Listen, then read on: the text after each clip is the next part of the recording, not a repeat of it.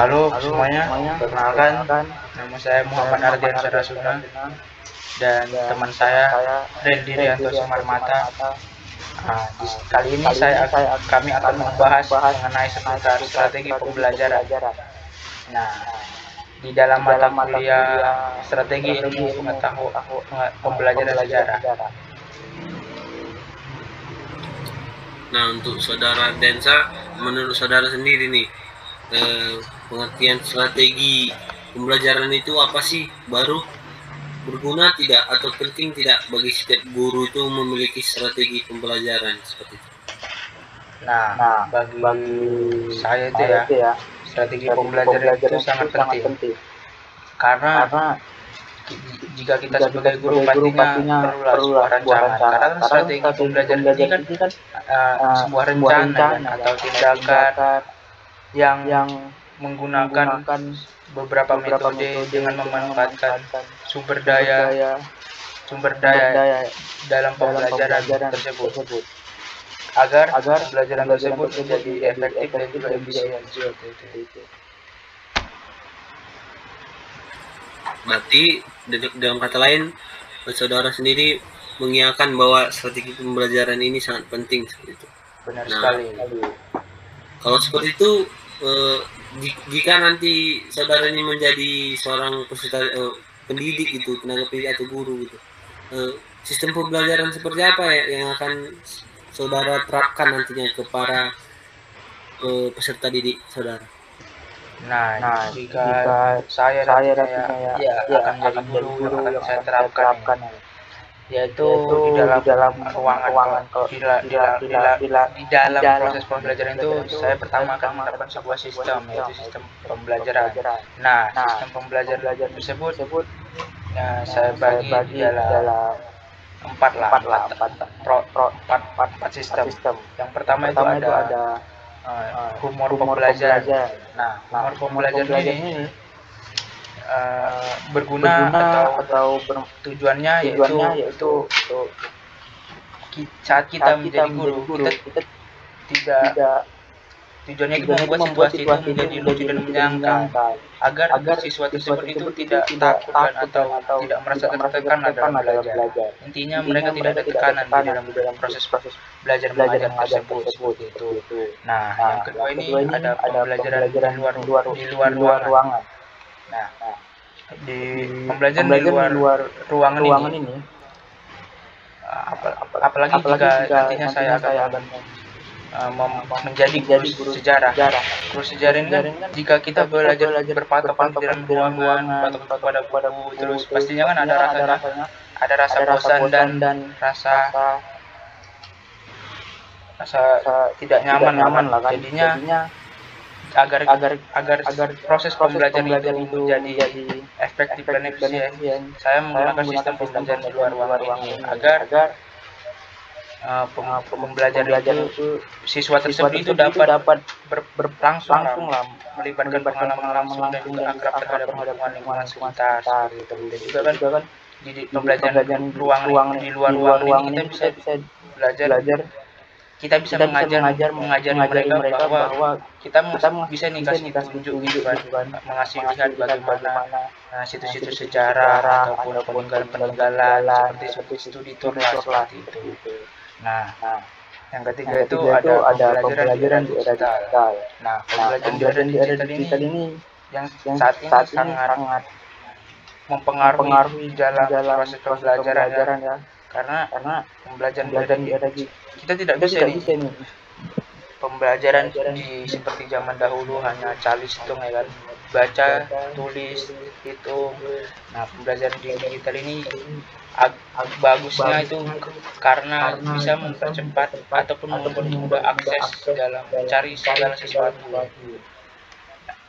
Berarti nantinya itu pembelajarannya itu dengan menggunakan media teknologi ya, misalnya itu seperti Infocus. Infocus ini kan kita bisa dapat memperlihatkan video ataupun seperti PowerPoint, video pembelajaran umumnya. Video pembelajaran agar para siswa tersebut dapat lebih mudah memahami materi-materi yang diajarkan dan dapat berimajinasi lah bagaimana kondisi dan situasi pada saat tersebut seperti itu. Yang terakhir itu saya menggunakan sistem pembelajaran namanya play game. Play bermain, game bermain. Jadi bermain-main. Bukan, intinya itu pembelajaran play game ini dengan sistem yaitu dengan sebuah permainan. Jadi guna dari sistem ini kita itu pembelajaran itu tidak monoton, intinya ini pembelajaran segala yang saya buat ini untuk agar siswa tersebut dapat menyenangkan siswa tersebut dan agar lebih menambahlah semangat dalam proses pembelajaran. Nah, play game ini itu contohnya itu seperti nantinya itu akan dibuat seperti pembelajaran mengenai tentang permainan seperti kuis-kuis, beberapa pertanyaan dan reward. Nah, seperti itu kurang lebih untuk sistem pembelajaran yang akan saya terapkan.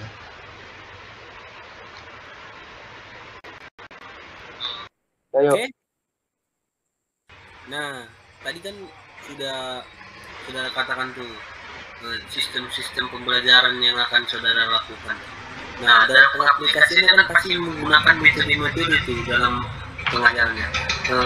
Kalau boleh tahu, nanti metode apa sih yang saudara terapkan nanti kepada para peserta didik?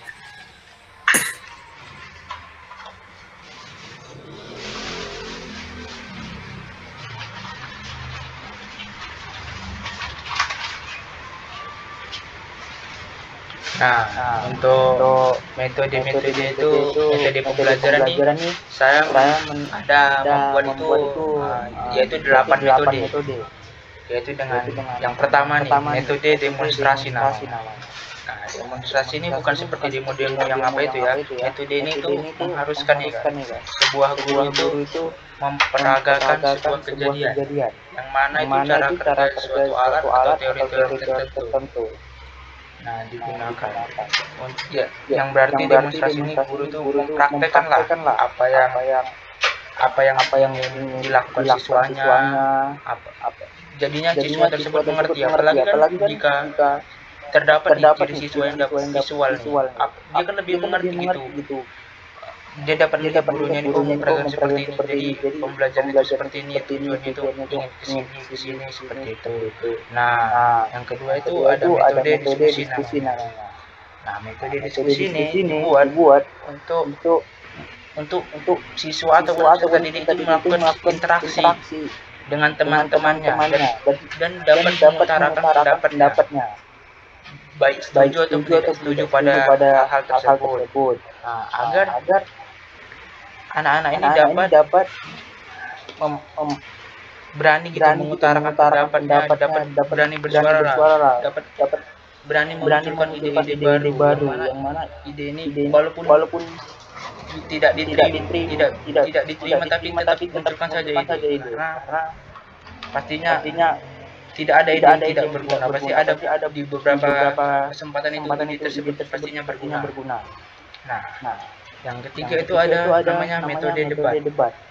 Nah, metode debat ini dibuat untuk biasanya ini metode ini dibuat untuk para mahasiswa sih, karena jika peserta didik seperti SMP atau SMA, di SMP mungkin masih bisa lah metode berdebat karena menyampaikan, kan kita punya saat diskusi ini antar kelompok menyampaikan ide argumen.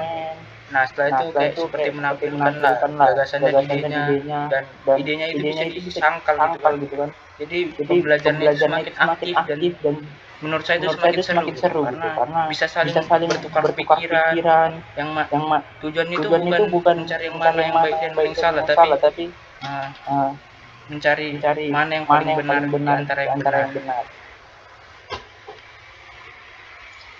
Yang keempat itu namanya metode jigsaw.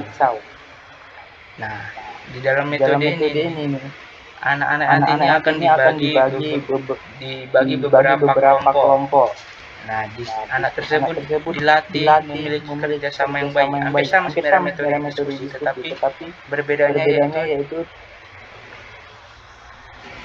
metode ini seperti menggabungkan seperti menggabungkan beberapa metode yang sudah dipelajari,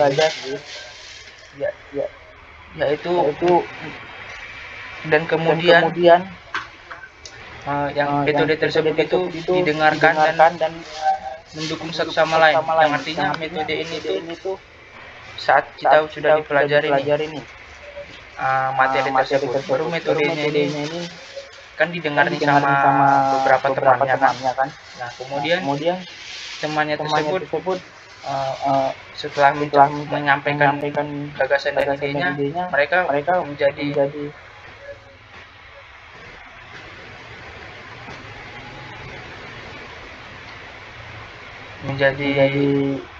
paham gitu ataupun sejalan lah di dalam pikirannya.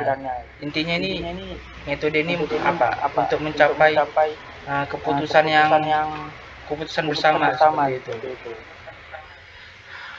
Yang kelima itu yaitu ada metode studi kasus. Nah, metode studi kasus ini harus dilatih sejak dini sebenarnya. Nah, karena metode studi kasus ini kita akan misalnya nih guru nih memunculkan sebuah kasus ataupun permasalahan. Nah, guna siswa tersebut mencari ataupun mencari solusi atas permasalahan tersebut. Nah, metode studi kasus ini tidak hanya berguna di dalam pembelajaran sekolah, tetapi juga berguna di dalam kehidupan sehari-hari, yaitu bagaimana cara anak tersebut mencari solusi di dalam dirinya agar bisa menyelesaikan sebuah permasalahan seperti itu. Nah, yang keenam itu ada metode namanya itu karya wisata. Nah, metode karya wisata ini menurut saya itu perlu karena metode ini dapat membuat anak tersebut menjadi rasa ingin belajar itu pasti lebih tinggi, karena metode karya wisata ini bisa kita juga sebut dengan studi tour ya. Nah, studi tour ini kan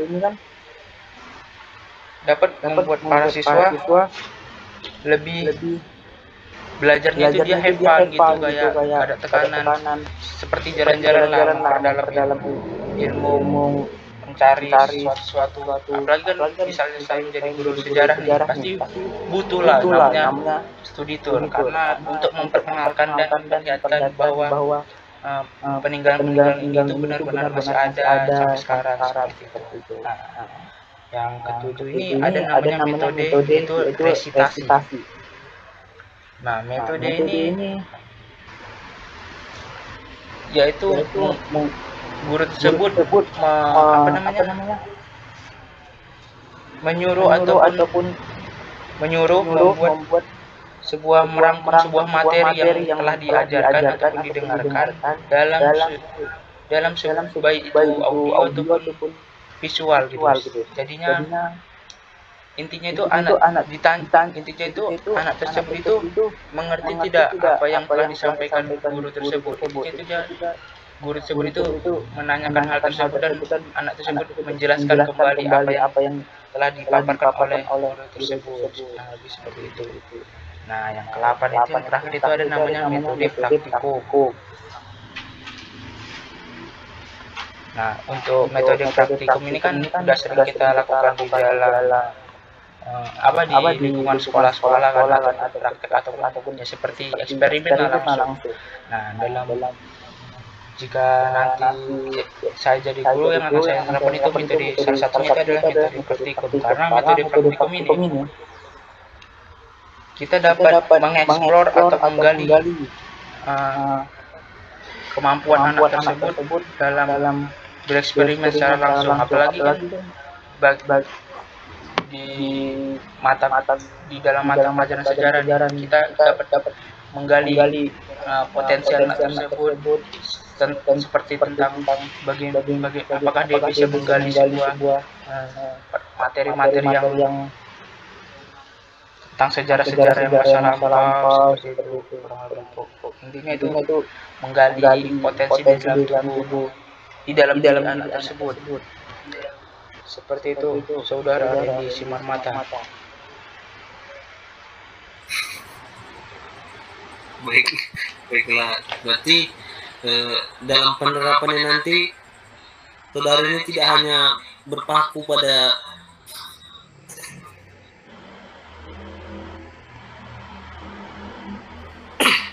dalam satu metode.